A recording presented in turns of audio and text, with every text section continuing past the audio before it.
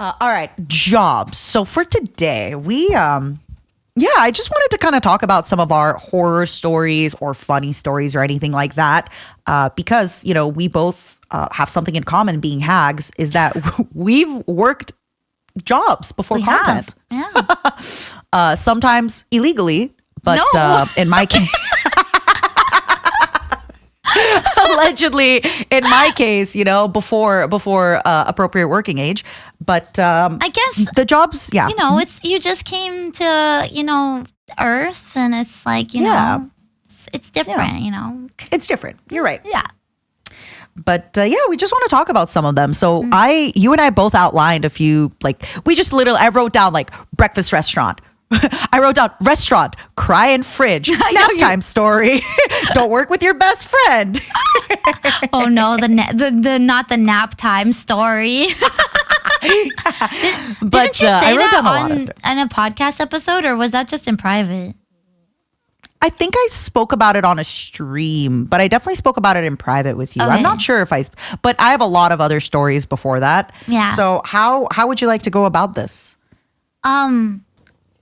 I don't know. We've worked quite a few jobs. I guess we could start at like the first one that we want to talk about. Do you want to start? Okay. So I mostly have worked. I say I mostly worked office, but I think it's just that I worked not the most in an office, but like the longest in an office. So I didn't work the most office jobs. I worked the longest in an office, but the first job that I ever had that was like an official job was I worked at a pizza place. And, Ooh. but I didn't work there very long because the manager was like really weird, and I reported him, and then the place got shut down. So, Oh. it was Oh, not. I'm not sure I want the details on that It one. was not great. The guy was a little weird. Not to me, to other people. And I was just like, he's being weird to these people. And I carried my way through, and then I lost my job because the place got shut down. You girl bossed a little too close to the sun. Yeah, but that's okay. Okay. Maybe. Okay. But I'll be honest, I kind of miss it. I was just like, not the job itself, but the pizza place, because it was it was good.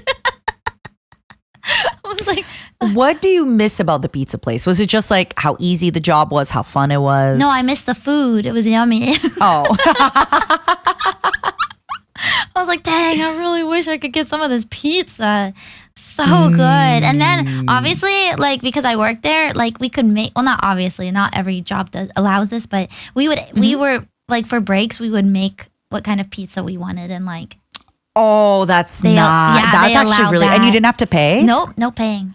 Wow. Could you access all ingredients, or did you have Yup. to be kind of like? No, access Wow, to that's anything. really cool of them. Yeah. Or if like, I didn't make any of the pizzas, but if I was just like, hey, I want this pizza for lunch, can you make it for me? They would. That's really cool of them. I know a lot of places are not like this. I have a few Yeah. of those in my stories later. Wow. Yeah, it was super duper nice. I mean, it, I can't say it was nice. Not maybe the super Yeah. duper is a little exaggerated. But the free food is over super duper though, right? Yeah. I'm sorry. Free pizza is incredible. No Yeah. complaints there. Absolutely no complaints. I think almost every fast food place or every food place I've worked at, maybe I've gotten free food.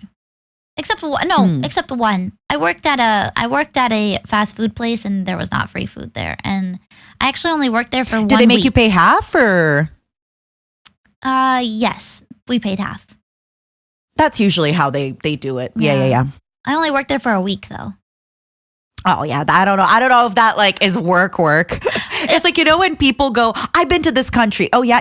I mean, I was a transited through the layover. Yeah. airport. Yeah. No, you have not been to the country if you layovered at an airport, buddy. That's not how it works. I think I got my fill of the job.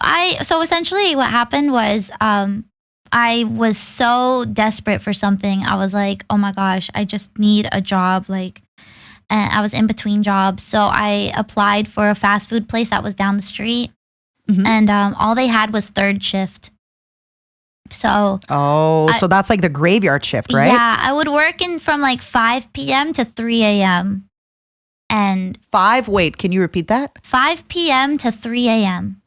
Oh. Yeah. Oh no, that is third shift. That's not graveyard. Graveyard is like midnight to 8 yeah, a.m., yeah, right? yeah. Yeah. So- Okay. Oh. Yeah, and Wait, that's such a long shift. No, 5 plus It 2 was very plus long. 3. That's well, 10 hours. the reason I would get off at 3 is because people were supposed to stay. Like we closed, I think at 1, but people would leave and be like, "Okay, Mint, we're not gonna stay for cleanup. You just do it yourself." And so, because I was a pushover and I was just like, "Okay," I would stay by myself and clean for 2 hours.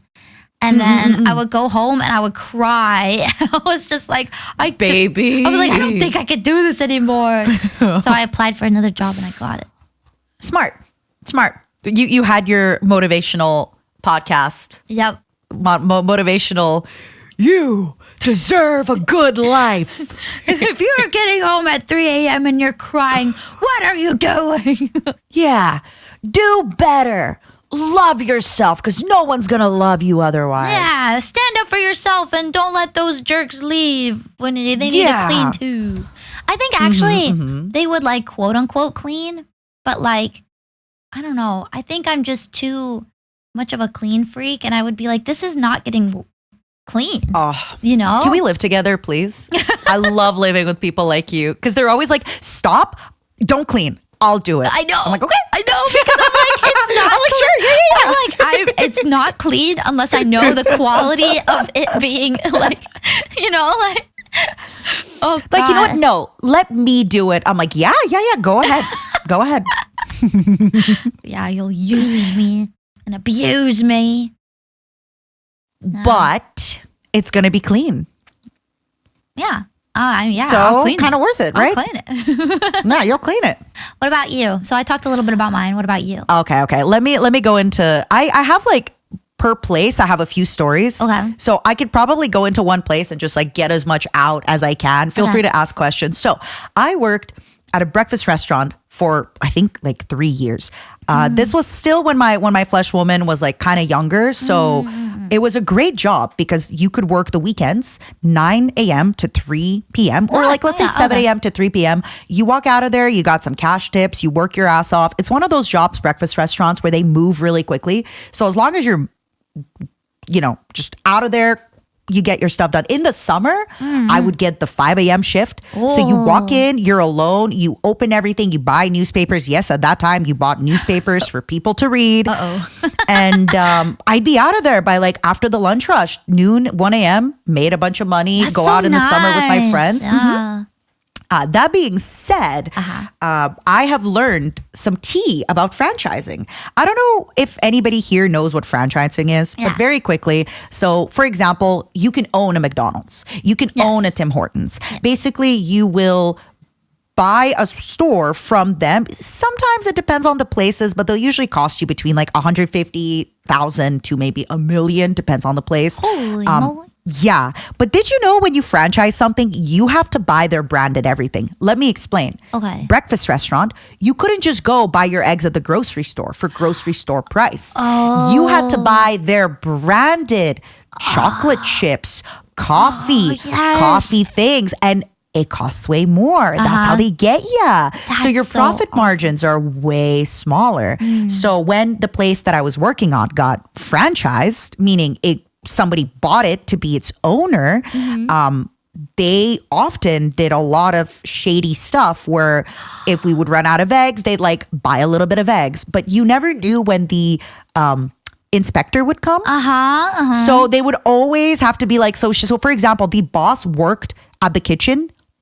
They were there 12, like I think we were open from 7 a.m. to 3 p.m. They were there 7 days a week. Because they would try to buy all the like cheaper eggs, cheaper milk, cheaper chocolate chip, cheaper apples, cheaper everything. And they had to be there in case an inspector came. So they knew how to like, get around, hide it, maybe put it in the office, things like that. So I've said this story before on stream, but I want to say it. So, usually a lot of these places have regulars that come usually at lunchtime or in the mornings. Oh, yeah. And in the mornings, things tend to be a little bit cheaper. Like usually you have like the early bird specials before 9 a.m. This old lady would come in and she would basically put 4 quarters on the table because her meal at the early bird special, I think she got like a coffee and a piece of toast with jam. So it was maybe like $3.50, right? Yeah. And she would leave me for 25 cents, which 4 quarters. So a dollar tip on 350, amazing. Like, whatever. But what she would do is the first time you ever had her as a customer, she would come up to you and be like, she would point to her coffee cup and she'd point to about 3 quarters of the way with her finger. She had these really long nails with a bunch of rings. And she would say, make sure my coffee never goes below this line. Oh. And what she would do is, let's say then you get busy and you're walking around with a Did she coffee take pot and away maybe you a didn't. quarter? She would every single time that you did it, every time her coffee dropped below that line and you didn't refill her coffee, she would take a quarter off. Oh my God. Out of your little pile of quarters. It's like a video game. Like you have lives. I remember talking about this with my flesh mother at the time, and I was like, how can somebody be so comically evil? And that's when my flesh mother was like explaining to me that some people are just bored. To some people, this is like the most fun. Like to her, that's her daily like fun. She goes out and terrorizes young waitresses. It's also like a control thing though, right? It is. Too. Like, yeah. She must have been freaky in the bedroom. I bet. Probably was just like, yeah, I guess another quarter for less for you. Like, I'm telling you, like she very, wow. and like if you, obviously I wouldn't like try to talk to her about it or anything, but she would just like, sometimes I'd hear her talk about it with like, her husband or anything. And she would just be like, well, I just got to teach people, like it's the work ethic. Oh, no. You just got to teach people how to work hard. You just got to, and again, she's allowed to do what she wants. One thing I want to quickly say, because I know we're going to have people talk about tips since I brought it up. I have worked for tips. A lot of my stories are about work at a club, at a restaurant, at a bar. I've worked really hard. I've made a lot of money. Even as somebody who has worked a lot for tips, I believe instead you should just pay waiters a little bit more money and we should just not have tips. As somebody who has worked pretty much like my young adulthood for, that, I think it's just easier that way. Genuinely. And for I think everybody should just work harder and do their stuff. By work hard, work their job better, do their stuff, not expect tips. Right. And then for people outside of like, North America that don't really do tips, like I think, it's hard to explain tip culture, like it's so ingrained that it's like, even now it's kind of a touchy subject, so I don't want to get too much into it. But it's like, you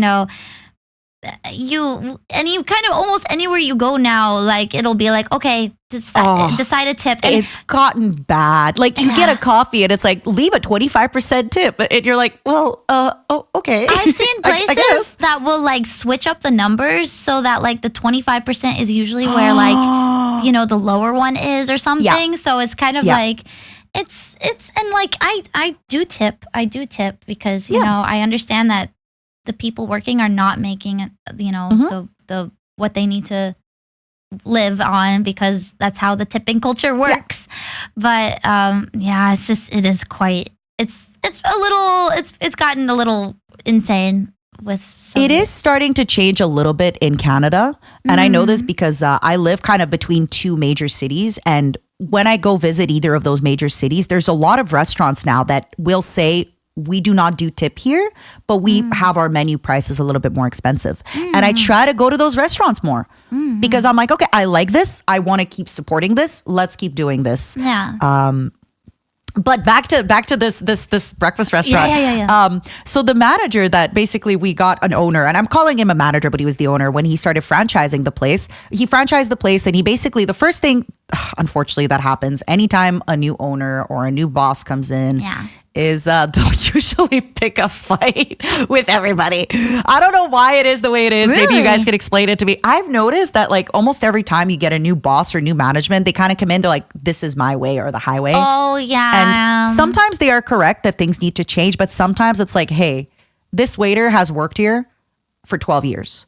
So a lot of waiters that work breakfast restaurants, they're lifers. They have been there since they were 20. Now they're 45 and they're going to retire with this job. They know every single customer. They know every single thing. They know how it's going to work. And if you try to change things too dramatically, it does not work. Not good, yeah. But basically, this manager, what he would do is you're supposed to, in Canada, if you fire somebody, let them know, especially if they worked, I think, longer than 6 months at the place, because then you're kind of a little bit more protected. The manager would just take us off the schedule.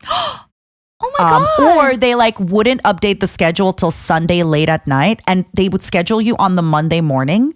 And if you don't know, well, then they'd be like, oh, you were late to your shift. No. So now you're fired. Like they would, I remember it was really toxic with this manager. He fired so many people by just taking them off the schedule. Oh my God. Then how are you going to run a place if you were going to fire everybody? Like, because like you just get more people, right? It's you just do that. You just get more people. So I have a question. Yeah. So when they franchised, did they acquire a different business to become, or did they like? No, so it was already that business. It was already, let's just say it's a McDonald's. It was already a McDonald's, and then somebody bought and franchised it. So they're like, okay, you can have this McDonald's. Like McDonald's will no longer own it. Now you own it, but now you report directly to McDonald's. Okay, so it's your thing, but you have to do everything McDonald's menu, everything McDonald's stuff. Okay. I like understand it. Like when you like when they're just like you have to buy the branded stuff. Like I get the thought behind it, because it's just like you go to a McDonald's and everything, no matter where it is, and you expect McDonald's quality. Yeah, that's the whole point. McDonald's quality, like it's gourmet. Like yes, my fries are not. I love my McDonald's quality. But yeah, no, I get it. So it's like you go anywhere and it all tastes the same. But like when it's like when they're upcharging for it, then it's like yeah. I have a few more stories about this place. Okay.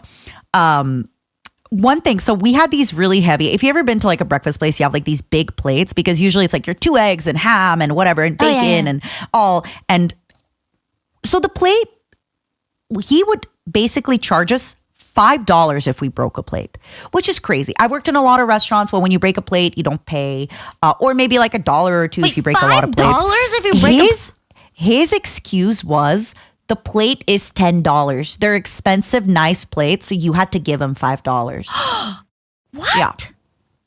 Yeah, he would say you had to give him $5. Another thing that he did, so you were not allowed to eat on your shift. So sometimes like I would start at 7 and finish at 3. So sometimes I remember I would be so hungry, ravenous during the shift that I would just open up those little packs of peanut butter that you give, when people butter their toast with like peanut butter and jam. And I would just eat like 2 spoonfuls of peanut butter and like run back out. Oh my God. But another thing that he did, so he didn't give us, a lot of restaurants, what they do is they give you kind of like a family meal or a staff meal. It's usually a sandwich or like spaghetti, but they usually feed you a little bit during the shift because you're running around all day. They don't want you to get out and like take lunch off and go outside to eat. Yeah. But for him, what he would do is, sometimes you are punching things on the computer and let's say they want a salmon eggs Benedict and you accidentally put in ham eggs Benedict, whatever. And then it comes out, you're like, oh my God, it was a salmon eggs Benedict. And the boss would just be like, bon appetit. So he'd be like, well, I guess that's your lunch. But and then the eggs Benedict, let's say, was like $15 and you'd basically have to give him half, which is $7.50. But yeah, this place, it ended up, sometimes when I go back to visit like friends who used to live there and things like that, and I see that it closed down, I'm like, good. You sucked. I can't believe. I do think after I left, like a lot of people were reporting it because they apparently got like always an inspector in. And my flesh mother was like, you should report him. You should do it. And I don't know. Oh my God, do it. I didn't know where to go. I didn't want the hassle. I hate calling things to complain. I will just suck it up. Okay, when I said that I reported my place too, like my mom did it for me. Mommy! So I didn't know what to do either. I get it. But I was just like, I told her the stories and she was like, I think we need to report this place. And so, I don't think she would have reported it if I hadn't said like, okay, yeah, report it. Yeah. I do think like I've had some of the best camaraderie here because you just see people that, they don't eat at home. They eat every day at this place because it's like less than $8 in the morning, and then they come for lunch. And it's always the same stuff, and like they all kind of know each other, and you kind of know them, and they ask about your day, and like you just it sounds so know the nice. regulars. And I really do. Yeah, like I really do. And then sometimes you get a regular in that you haven't seen in forever, and you're like, what is going on? What have you been up to? You quit this place. You did not get fired from this place? I quit this place, Okay. yes. Yeah. Because actually I got a job at the place under it, but we'll talk about it after. Oh, okay. Okay. Yeah. Let me think if there's any more stories I had about it. Just really fun stuff. I remember I bought a pedometer to like count my steps, and I would be walking in a shift sometimes 20,000 steps. Holy Because it seems like nothing when you're walking to the far section, but if you have a table in the far section by the window, you go see them 7 times. You know, hi, would you like more coffee? And then if the restaurant is empty, you come up to the table. You're like, so what are you guys up to today, huh? Nice summer day. Where are we going? What's going on? You know me. I'm a talker. I'm a moocher. I'm like, so where are you guys going today, huh? What's going on? Talk to me. Being like that waitress. Oh my gosh. Like the waitress that like the one that like after you walk away, I'm just like, gosh, wow, they're so friendly. I'm gonna leave a good tip. They're so nice. Like, Yep. oh man. Maybe I should have. I never did truly waitressing. thrived here, I think.